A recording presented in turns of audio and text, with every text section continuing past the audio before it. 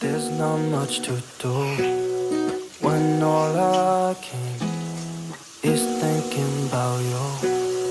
Not doing well, don't know where. Hi everyone and welcome back. Being a mother and a homemaker, we have a lot of responsibilities which we have to fulfill every day. Along with all of them, I always try to teach my child Kashvi a new habit every day.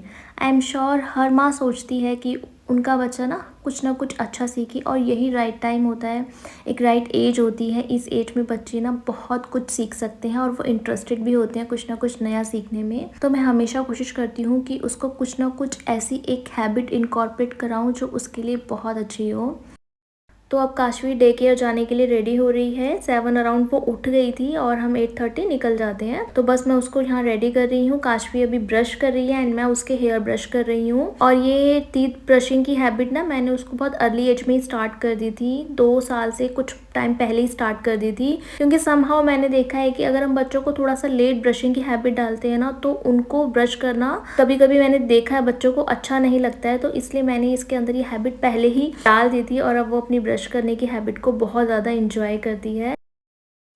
और यहाँ पर अब मैं काशवी के कपड़े निकाल रही हूँ और अभी मैं रिसेंटली ये शॉपिंग करके लाई थी तो उसके टैग भी नहीं हटाया है, वो मैं हटा रही हूँ। और यहाँ पर ना चाहे किंडरगार्टन जाते हो चाहे स्कूल जाते हो बच्चे, यहाँ पर यूनिफॉर्म सिस्टम नहीं है। बच्चे अपनी चॉइस के कपड़े पहनकर आते हैं। तो काशवी खुद से ही पहनती है, अपर मैं पहना देती हूँ एंड वो बॉटम खुद ही पहनती है।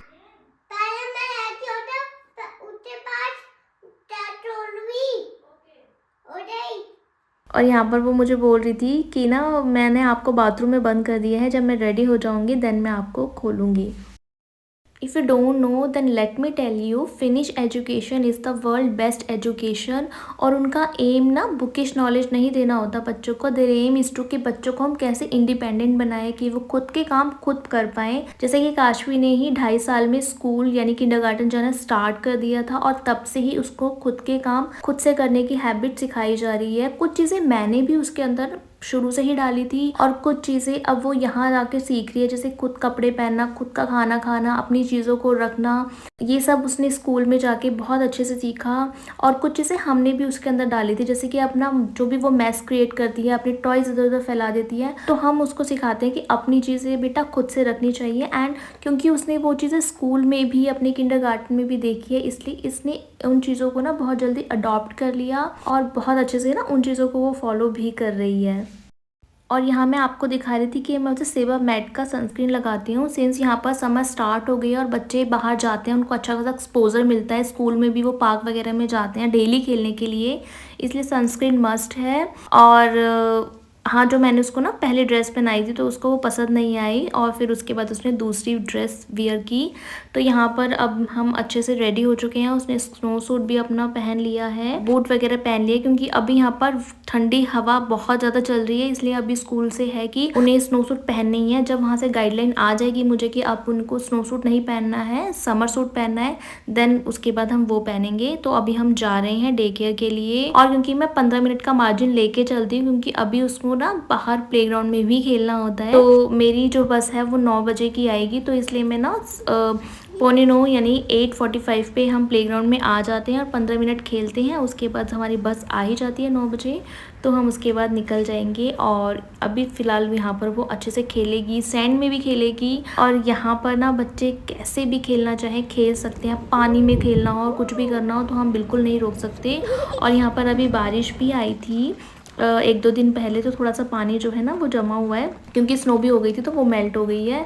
तो अभी वो इसमें भी खेलेगी। और पहले शुरू में तो ना मैं भी उसको मना करती थी नहीं खेलना, बट मैंने देखा कि कोई पेरेंट्स यहाँ मना नहीं करता, इवन टीचर भी उन्हें पानी में खिलाते हैं, सर्दियों में पानी में खेल रहे हैं, कुछ भी खेल रहे हो, कोई रोक टोक नहीं होती है, तो वो आराम से खेलते हैं। और हम बस स्टैंड पे आ गए हैं, हमारी बस आ रही है।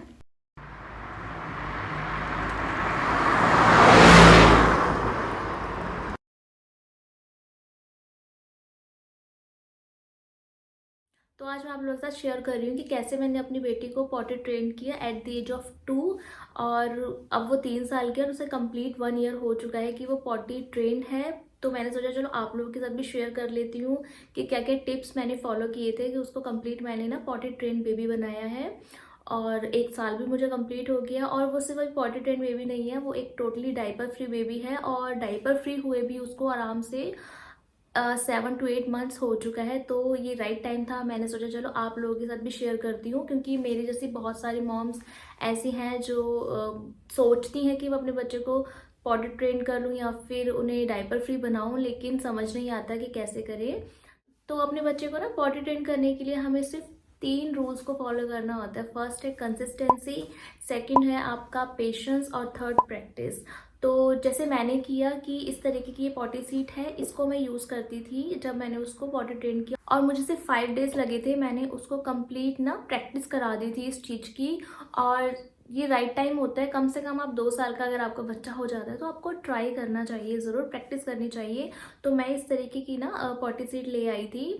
और शुरू में थोड़ी डिफ़िकल्टी होती है, कंसिस्टेंसी सबसे पहले आपको फॉलो करनी है, क्योंकि ऐसा मेरे साथ भी हुआ कि ओ नो बार बार ये चीज़ करनी पड़ रही है, आप काम भी करते हो और फिर ये चीज़ भी आपको एक्स्ट्रा आपको करनी पड़ती है, तो थोड़ा सा आपको लगता है कि मेरा काम बढ़ गया। वो कंसिस्टेंसी ना आपको बनाकर, साइकिल मैंने ना काशवी का बना लिया था कि हर आधे घंटे में मैं उसको टॉयलेट के लिए लेकर जाती थी।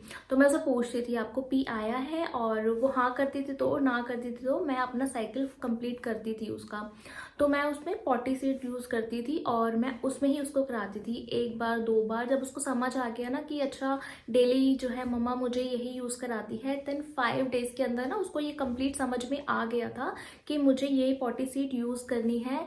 और फिर उसको ना इंटरेस्टिंग भी लगने लगा। तो जैसे ही उसको सेंसेशन होती थी कि हर बच्चे को सेंसेशन तो हो जाती है कि हाँ उसको पी आया है, तो जैसे उसको फील होता था और फिर वो ना मुझे बोलती थी कि मुझे जो है पी करना है, तो वो खुद ही वॉशरूम में जाके उसको लेकर आती थी और यूज़ करती थी, तब वो रूम में ले आती थी। तो रूम में ही ना ऑलमोस्ट मेरे ये रखा रहता था। मैंने क्या किया कि उसको रूम में ही रख देती थी, ताकि जैसे ही उसको सेंसेशन हो और वो पॉटी सीट देखी और फिर वो कर ले।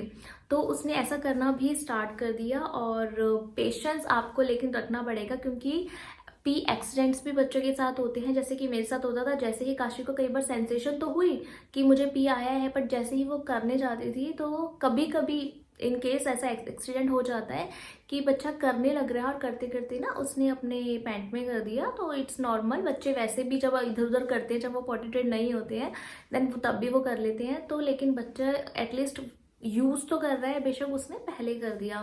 तो इस तरह से आपको ना पेशेंस रखना है कि बच्चा ऐसे भी एक्सीडेंट कर सकता है। दूसरा प्रैक्टिस, आपको प्रैक्टिस करनी है जब तक बच्चा ना सीख जाओ। बच्चा बहुत जल्दी ना चीज़ों को ना लर्न कर लेते हैं। तो 5 डेज नहीं तो 7 डेज नहीं तो मैक्सिमम 15 डेज तो बच्चा सीख ही जाएगा। तो इस तरीके से मैंने ना मई में ही स्टार्ट किया था। तो अब कंप्लीट उसको 1 ईयर होने वाला है, तो मैंने मई में स्टार्ट किया था। और उसने ना पूरे मई के अंदर ही मतलब 5 डेज में जो कंप्लीट उसका प्रैक्टिस हो गया था ना, तो वो 15 दिन में ही उसको हो गया था। और हम भी इस चीज़ से रिलैक्स हो गए थे। बट हाँ, पी एक्सीडेंट तो हो ही जाते थे, तो उसको प्रैक्टिस करते करते 2 महीने के अंदर कंप्लीट उसने ना ये हैबिट भी उसके चली गई। तो उसका पी एक्सीडेंट भी नहीं होता था, बस वो घर में ना लेकर अपनी पॉटी सीट घूमती रहती थी, टॉयलेट उसमें कर लेती थी, और जब उसको पूप करना होता था तब भी वो उसको यूज़ कर लेती थी। तो इस तरीके से ना बहुत कन्वीनियंट रहता है। और जब बच्चा आपका स्कूल जाने लग जाता है, डे केयर जब काशू ने स्टार्ट किया जाना, तो भी उसके लिए ये बहुत हेल्पफुल था कि वहाँ पर टीचर उसको बस पूछते थे कि आपको पी करना है, और वो खुद से जो है ना करने लग गई थी। तो जब वो काशवी बिल्कुल पॉटी ट्रेंड हो गई थी, तो मुझे लगा ये राइट टाइम है, अब उसको डाइपर फ्री बेबी भी करती है। वैसे तो पूरा दिन मैं उसको डाइपर लगाती नहीं थी, सिर्फ नाइट में यूज़ करते थे, बट जब कहीं बाहर जाना होता था तो हम सभी डाइपर बच्चे को वियर कराते हैं, तो मैं भी कराती थी। बट क्योंकि उसको ना वो चीज़ प्रैक्टिस हो चुकी, तो जब भी हम बाहर जाते थे तो वो बताती थी मुझे कि मुझे पी करना है। देन मैं उसको बोलती थी कि अभी आपने बेटा डायपर पहना है और आप इसमें कर सकते हो, बट वो बिल्कुल भी उसमें नहीं करती थी। और मुझे वहाँ पर अगर हम मॉल गए हैं तो मुझे वॉशरूम यूज़ करना पड़ता था, या कहीं और गए हैं तो हमें जो है रेस्ट रूम यूज़ करना ही होता था। तो इस वजह से जब मुझे लगा कि अब बाहर जा रहे हैं और वो बता ही रही है, यूज़ ही नहीं कर रही है, बाहर जाने पर मैंने उसको डायपर लगाना बिल्कुल बंद कर दिया। तो सिर्फ नाइट में यूज़ करते थे। फिर मैंने स्टार्ट किया कि अब चलो वो बाहर भी नहीं यूज़ करती है, टोटली वो पॉटी ट्रेंड हो चुकी है, तो अब ये राइट टाइम है कि मैं रात वाला भी उसका जो है डाइपर ना वो हटवा देती हूँ। सोने से पहले उसको रेस्ट रूम लेकर जाती थी, और फिर जब बेड टाइम होता था ना, वैसे मैंने प्रैक्टिस करी कि उसको ना मिड नाइट में ना जो है मैं पी कराने ले जाऊँ, लेकिन वो क्रैंकी हो जाती थी, उसने ये चीज़ नहीं एक्सेप्ट की। तो फिर मैंने कहा चलो रिस्क ले लेते हैं, अगर नाइट में करेगी तो ठीक है, इट्स ओके, लेकिन मैं उसको डायपर तो फिर भी नहीं पहनाऊंगी। मैं बेड प्रोटेक्टर लगा दूंगी, उसको डबल लेयर कर दूंगी, लेकिन मैं डायपर नहीं लगाऊंगी। बट लकीली वो बिल्कुल उसने ना पूरी रात नहीं किया। हाँ, ऐसा होता था कि मंथ में एक दो बार उसने जो है बेड पे भी एक्सीडेंट किया है। बट इट्स ओके, आप बच्चे को ना बेड प्रोटेक्टर आते हैं वो बेड पर लगा दो, और प्लीज़ थोड़ा सा पेशेंस रखो। और हाँ, थोड़ा सा आपका काम बढ़ेगा, वो भी सिर्फ स्टार्टिंग में, जब बच्चा उस चीज़ को लर्न कर रहा है। उसके बाद जब बच्चे को एक प्रैक्टिस ही हो जाएगी तो वो बिल्कुल हमारी तरह ही ना रूटीन में आ जाएगा। तो जैसे कि रात को सोने से पहले उसे पी करा दो, और अगर आपका बच्चा उठ के कर लेता है तो बहुत अच्छा है, बट अगर नहीं भी बच्चा करता है, जब उसकी प्रैक्टिस हो जाएगी तो वो बिल्कुल नहीं करेगा। और मुझे 8 मंथ हो चुके हैं, अब तक काशवी ने बिल्कुल भी नहीं किया है ऐसा। हाँ, कभी वो भी स्टार्टिंग में हुआ था कि पी एक्सीडेंट हो गया और उसने नाइट में कर दिया, वो भी सिर्फ मंथ में एक दो बार। तो इट्स कम्प्लीटली ओके। और बहुत अच्छा लगता है बच्चों को भी जब वो बिल्कुल रिलैक्स होते हैं। और आपको थोड़ा सा जो है स्टार्टिंग में ही प्रैक्टिस करनी पड़ेगी, लेकिन आप भी बिल्कुल फ्री हो जाओगे जब आपका बच्चा बिल्कुल भी आप पे डिपेंड नहीं रहेगा। वो खुद से पॉटी कर पाएगा, खुद से टॉयलेट कर पाएगा, और आपका डायपर का खर्चा भी बच जाएगा।